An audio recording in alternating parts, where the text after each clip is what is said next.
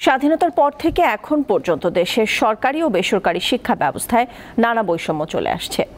সামাজিক ও অর্থনৈতিকভাবে শিক্ষকতা পেশাকে মূল্যায়ন না করায় বর্তমানে মেধাবীরা এই পেশা থেকে বিমুখ হচ্ছে।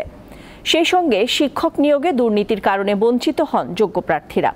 এসব কিছু বিবেচনায় শিক্ষা খাতে শৃঙ্খলা আনতে শিক্ষা সার্ভিস কমিশন গঠন করা সহ শিক্ষা ব্যবস্থা জাতীয়করণের দাবি জানিয়েছে বাংলাদেশ কলেজ শিক্ষক সমিতি এবং বাংলাদেশ অধ্যক্ষ পরিষদ। বিশ্ব শিক্ষক দিবস উপলক্ষে সকালে ঢাকা রিপোর্টার্স ইউনিটিতে সংবাদ সম্মেলনে সংগঠন দুটির পক্ষ থেকে এসব দাবি তুলে ধরা হয়। বক্তারা জানান, উন্নত শিক্ষা ব্যবস্থার জন্য প্রয়োজন শিক্ষকদের পেশাগত মান উন্নয়ন, আর্থিক নিশ্চয়তা ও চাকরির নিরাপত্তা।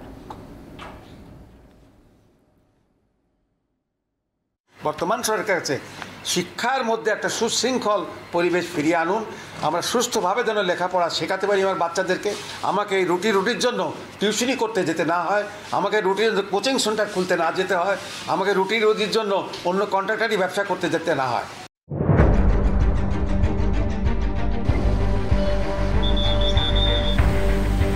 পুরো ঘরে আমার মালামাল সহ একবারে চাপা দিয়ে লইয়া পুড়ে গেছে। এটা মুখে বললে যাবে না যে রাস্তা কতটুক দিয়ে ভাঙছে।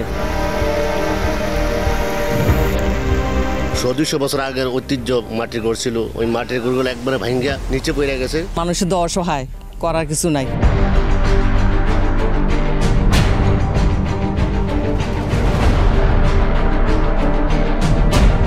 দীপ্ত সংবাদ, সবার আগে, জনস্বার্থ।